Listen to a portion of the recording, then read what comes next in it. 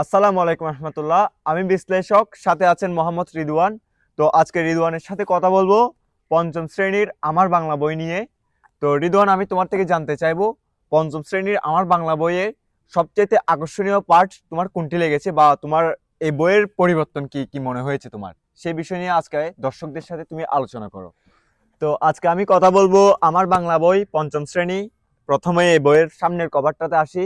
একটি আমাদের জাতীয় পশু বাঘের ছবি দিয়েছেন, এবং তার পিছনে খুব সুন্দর একটি উক্তি লিখে দিয়েছেন, পরনিন্দা ভালো নয়। এবং তার নিচে ছবিতে লিখে দিয়েছেন, আমার এই দেশেতে জন্ম যেন এই দেশেতেই মরি।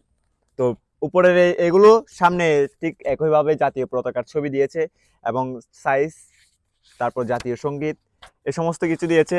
তো এই বইয়ের পার্ট আছে টোটাল 23টি, এবং 130 পৃষ্ঠা পর্যন্ত আছে। তো আমি সব পার্ট নিয়ে কথা বলছি না, একটি পার্ট নিয়ে কথা বলছি যেটি আমার ভীষণ ভালো লেগেছে। পার্টটি হচ্ছে 22, আমরা তোমাদের ভুলবো না। পৃষ্ঠা নং হচ্ছে আপনার এই 124 পৃষ্ঠা। তো আমি ওই পৃষ্ঠায় চলে যাচ্ছি সরাসরি। তো 124 পৃষ্ঠা, তো এখানে দিয়েছেন আমাদের দেশের জন্য যারা যারা প্রাণ দিয়েছেন তাদের ছবি।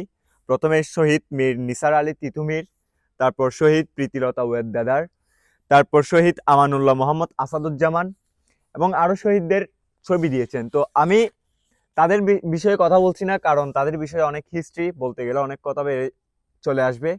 আমি বলতে চাচ্ছি জেনজিদের, মানে জেনজিরা যে শহীদকে দেখেছেন তার কথা, তাদের কথা। শহীদ আবু সাইদ এবং শহীদ মীর মাহফুজ রহমান মুগ্ধ, তাদের কথা খুব ভালো লেগেছে। ক্লাস 5 অর্থাৎ পঞ্চম শ্রেণীর বইয়ে ওনাদের ছবি দেখে বা ওনাদের নিয়ে কথাগুলো দেখে।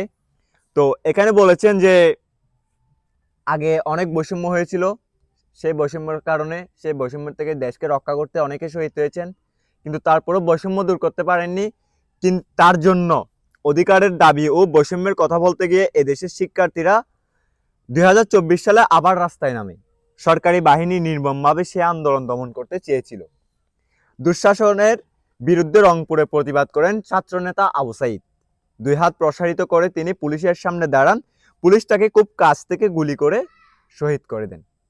সারা দেশের মানুষ রাস্তায় নেমে আসে, তারপর বিশাল এক গণ অভ্যুত্থানের সৃষ্টি হয়। একইভাবে ঢাকার উত্তরায় নিহত হন শিক্ষার্থী মীর মাহফুজ রহমান মুগ্ধ। আন্দোলনরত সবার জন্য পানি বিতরণ করতে গিয়ে পুলিশের গুলিতে নিহত হন শহীদ মীর মুগ্ধ। তো এভাবেই আবার চট্টগ্রামে হয়েছেন, শহীদ হন কে? ওয়াসিম আকরাম। নিহত হয়েছে মায়ের কোলের শিশু ও বাবার সাথে খেলতে থাকা কিশোর পর্যন্ত। 2024-এর গণ অভ্যুত্থানে 1,500-এর বেশি মানুষ শহীদ হয়েছেন।